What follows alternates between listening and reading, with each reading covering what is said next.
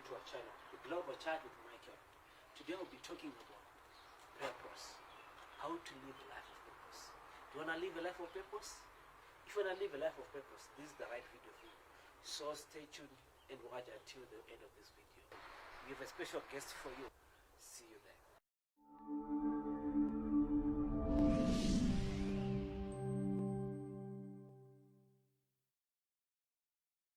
Welcome again to the Global Chat with Michael. Like we said earlier today we'll be talking about purpose. Are you living a life of purpose? Are you pursuing a life of purpose? And to find more, watch until the end. Today with me is a special guest. He's a teacher, a pastor, and before he went into full-time ministry, he worked as an accountant, financial and management consultant. He's a mentor, and he advises many people in business matters. He's also an author of a book, a life-changing book, Understanding Biblical Concept of Adoption. Ladies and gentlemen, it is my pleasure to introduce to you the one and only Pastor Meshach Mabwe. Pastor, welcome to the show. Thank you. Thank you. Wow. My pleasure. Wow, I'm glad that you are here. I'm glad to have you. You know, before we really get into today's business, who is Meshach Mabwe? Well, I'm glad that you did the introduction better than I could have introduced myself. Wow. Yes. But basically, like you said, I'm coming from a period where I have been through a lot in terms of my career. Okay. I was an accountant. But if you say who I am, that's a more deeper question because those are the things that I did. I would say that I am a child of God. That's who I am. Mm-hmm. Born again. And also, I am somebody who is passionate about life and bringing meaning to people's lives. I've been a pastor for a few years, but I've been a life coach and a mentor for a number of people for a number of years. So the subject today is something that I am really passionate about. Wow, then I can't wait to get in there. So, okay, because I have a number of questions that I do have here, but before we really get into it, I would like to know, when did you really discover your purpose? So are you saying you're living your purpose right now? Yes. You are? Without a shadow of doubt. Wow, that's amazing. So when did you realize that this is my purpose? This is what I'm called for? I think I will answer, but with a bit of a qualification. Okay. To say, my journey may not be everybody's journey. For mine, possibly, was made a bit simpler by the grace of God. I had my career path made. I had my mind made up that I wanted to be an accountant, having been inspired by one of my uncles. When I went into his house, him and his wife, they had accounting books, and I was very much inspired. I wanted to study accounting. And I was also looking at how much the profession was paying, especially in the past years. But then, God had already begun to speak to me the direction of my life as far as ministry is concerned. Okay. And I didn't know, and I was not able to package the leading of God in those earlier years. It's only as I became mature in the things of God that the path became clearer and clearer, and I was now able to understand that I had a call of God about my life. But the dealings of God had started as early as 2003. Wow, that's quite a journey. So 1993. Wow. Yes, when I was still in high school. So you can imagine that as early as 1993, when I was still in high school, the call of God had begun to be communicated. It was then made clear as the years went by, and his guidance to be able to move me from my decided career path to full-time ministry then took a number of years. Okay, so with me, my first question that I have is, how do you discover your purpose? How you discover this is my purpose? Yeah. In my experience in Awesome, because when you are a life coach, you have got to have practical tools and methods that you can use to help people to navigate things. So I have found out that there are about 3 ways that can begin to show you what God's purpose is for your life. Okay. Now, of the 3, one is the perfect one. What do I mean?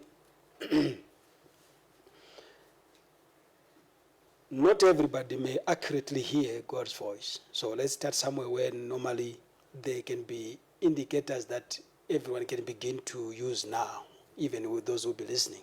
Yes. I normally find out that most people, they discovered their purpose by looking inside of them. In other words,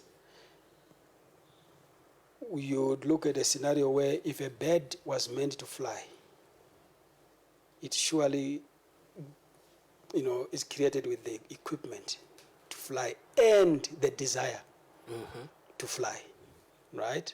So these things are within. It's packaged with that ability. It's packaged with the passion to fly. So equally, you find then that for most people, we are not passionate about some things. We don't love some things. So some of the things that we are passionate about, when you look inside yourself, when you look into your life, there are things that when you look at them, they begin to be indicators of the wiring, because you are wired for something. Yes. Right. No matter how much I may, and I know it's a miracle that in the past I used to sing in, Oh. I used to hear praise and worship. Now, no matter how much I may want to be a musician, but I'm not wired for that. Yeah. The capabilities are not there. For someone, they come with the equipment. Everything about them just speaks music. They come with the capabilities, the abilities, the voice.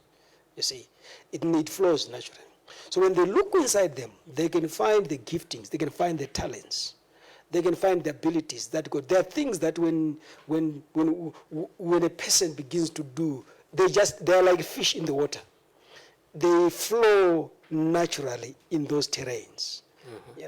So those are indicators. So when every person, I believe when they're born in this world, when God created them, because no one is a mistake, no one came here by chance. We are all here because a creator was making a product that he had a purpose for. Yes. It is in how you have been packaged that you can begin to see that, oh, I'm inclined to do this. I like this. A soccer star comes with the equipment in the feet. Yeah. They naturally play soccer. I tried playing soccer, it didn't work.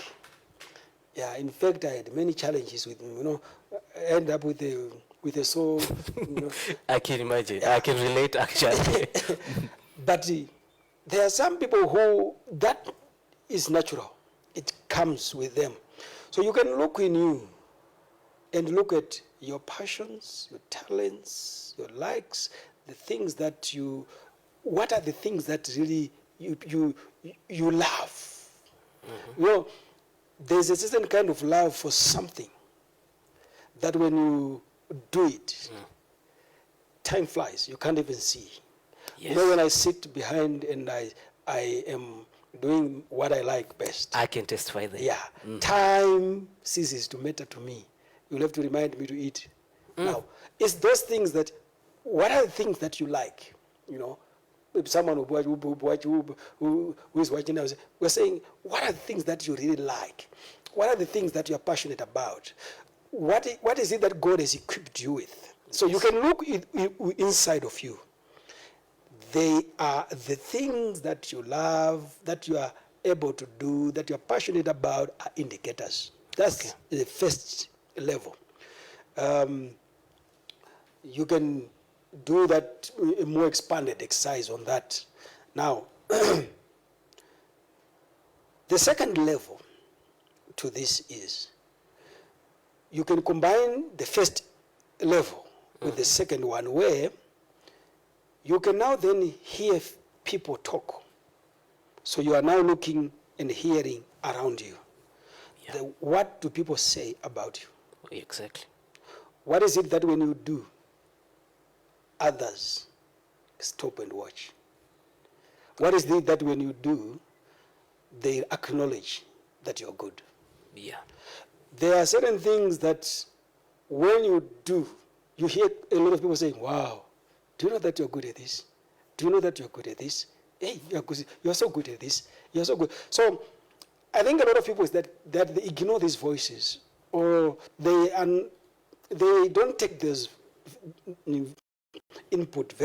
I think the key thing then is you need to combine what is inside you that you can pick and that you feel with what people tell you. Okay. Because when you are good at something, usually gifted people, they are the last ones to possibly acknowledge that they are gifted. Because usually you see others and you acknowledge others better than, and more than you acknowledge yourself. Okay. So when you want to really excel in life, you need to listen to the feedback that people give. There are things that people possibly will tell you that, wow, when you do this, I'm so happy. When you do this, I'm blessed. When you do this, I like, hey. For example, if someone is a good musician, a good singer, when they sing, normally the people will go and tell them, oh, yeah, when you sing, do you know that you're gifted in this area? Yeah. So those voices are indicators that this could be your purpose. This is my purpose. The reason why I said it comes in 3 tiers. So the unfortunate part is that if you are multi-talented, Yes. or multi-gifted, there can be a challenge in that you can excel in things that are not necessarily the real purpose of God for your life. Wow. That's why the third layer becomes very necessary. For example, I would have succeeded as an accountant. I mean, I actually, when I studied and I qualified as an accountant, Yes. I could have pursued a career in accounting had it not been for the voice of God that was clear. Okay? Yes. I can quit now and start and go and pursue some serious other studies, and I know I can succeed. So the challenge comes in that there are people who are multi-gifted and are also posed with the multi-opportunities.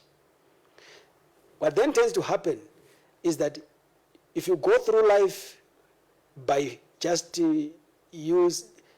deciding on how you feel and other things, you are likely to miss God. I'll give an example of a man who was successful. Maybe 2 of them, they were successful, but in the wrong places. One is Elisha. Elisha was a successful farmer, doing very well with his farming. Until Elijah arrived and hit him with his mantle. Elisha could have remained a farmer all his life, content, But it was in the wrong place. but he was meant to be a prophet. So until God called him, when God revealed his will to him, he was willing to drop that which was less and go for that which was higher, the calling of God. Look at a man called Paul, who was called Saul. Yeah. When you read in the book of Galatians, you hear Paul, he speaks and he says, I was advancing ahead of my own colleagues as far as Judaism was concerned. He was so much advancing to the point that when you study what was happening there, he says he had graduated from the highest school in Judaism, a Pharisee of Pharisees. He had sat under the professor of the day. He was like someone who has graduated from Harvard. So he had sat under Gamaliel. So if you talk about success, to the point that the high priests recognized him, young as he was, to give him all the authority to kill Christians. And when Stephen died, he's the one where people were bringing clothes under his feet. In other words, he's the one who was approving the death of Stephen. This, in fact, when he met God, he was on his way to Damascus to kill Christians. So you can tell, and he had letters and authority. So you can tell this man was successful, but in the wrong place. Yeah. You see? That's very dangerous because he was successful. And he acknowledges it. He says, I lost all, I considered all those things nothing for the sake of knowing Christ. What does that mean? There is a danger that you may succeed in the wrong thing. So you are actually a successful failure if there's something like that. Successful failure. Yes, because he says, but, that's now Galatians 1, I think it's verse 14. Say, but when it pleased God, who had loved me and set me apart before I was born to be a preacher.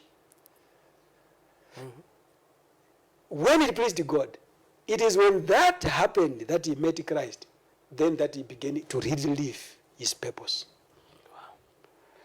So, when he was speaking before Agrippa, he says, King Agrippa, I was not disobedient to the heavenly vision.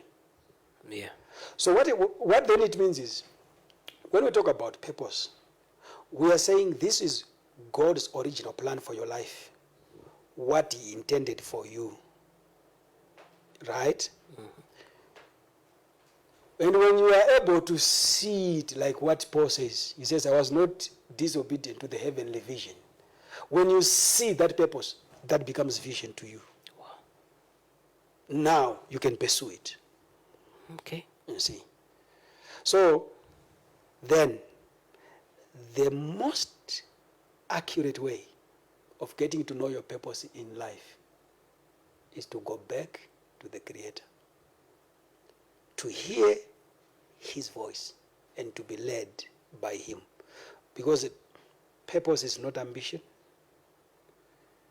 Okay?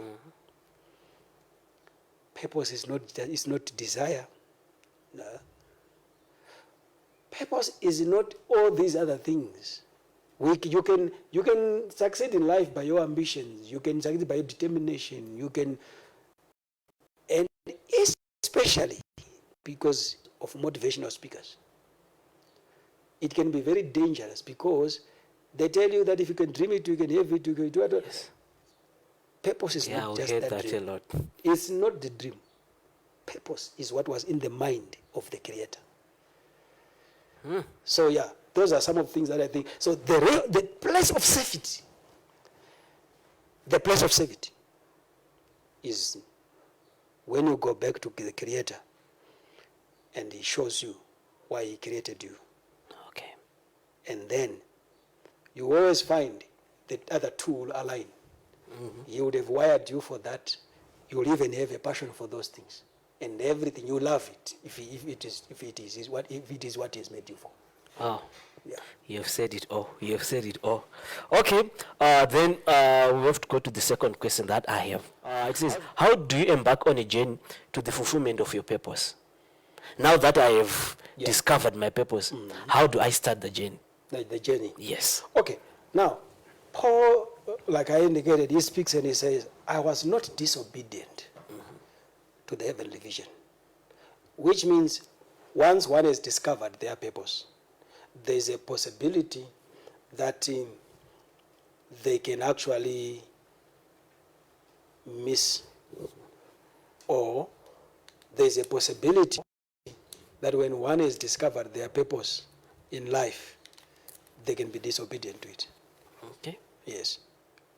Elisha had a choice to follow Elijah or to say, I don't want to follow that prophet that I don't know. In fact, I don't think Elijah had a very good reputation. You know, a prophet who had just killed 400 prophets or brought fire down. You know, he was a tough man. In fact, if you check, so now, when you have discovered what your purpose is, you must be willing to exercise patience. Because the place of knowing is usually not the place of the fulfillment. The time of knowing is not the time of the fulfillment of your purpose. Or it's not the time when you step out into your purpose. So where patience becomes key is to be able to navigate the seasons that can be between knowing your purpose and eventually living in your purpose or seeing it. Because, for example, I told you that when I was in Form 3, that's when God spoke to me and showed me that I was going to be a preacher. 2 years later, he repeated that message. And a bit years later, he sent prophets, men of God, pastors to confirm what I already had been shown. That voice that we're talking about. Yes. Voices. Now, but since then, I went into university, did my degree in accounting, worked as an accountant. When God enabled me to go in to do consulting for years, before I stepped into, it's not that I was not serving God. I really did quite exploits. I was working as an elder, preaching men, started church, but I had not yet stepped out completely into my purpose. So there is a journey that I had to walk. And even for Jesus, Elisha, Paul, I've seen that some of the people, they experience what I call seasons of obscurity. Times when sort of like God hides people. When you have to go into like a training ground, a time of being trained for what you're supposed to. So I think once one is discovered their purpose, they must now begin to be deliberate about how do I equip myself, because God, can naturally gift you, but there can be real training that you may require, you see, for you to step out and be effective in your area. So one has got now to begin to say, how do I really now do this now? And so for me, there's a stage when I actually needed to go and study the word, be in a Bible school, a place where I can now be licensed to be a pastor and fulfill my calling. So these things, when everyone is looking at their purpose in life, I say to them, begin to do something, no matter how small. Find something that you do about it. Don't wait and say, well, if God says it, it's just going to happen. That would be to do it foolishly. I believe that it's key that you can begin to practically take steps to fulfill your purpose in life. And that may mean education. That Paul says, what I preached, I did not receive from men. I went into Arabia. You had to wait on God, seek God, hear from God. God, how am I going to do this? Because the issue is, just like Joseph, God can show you the end. Yes.